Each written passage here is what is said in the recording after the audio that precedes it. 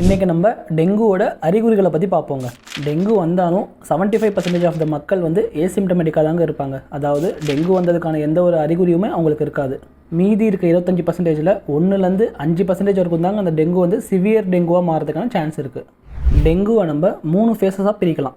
First febrile face.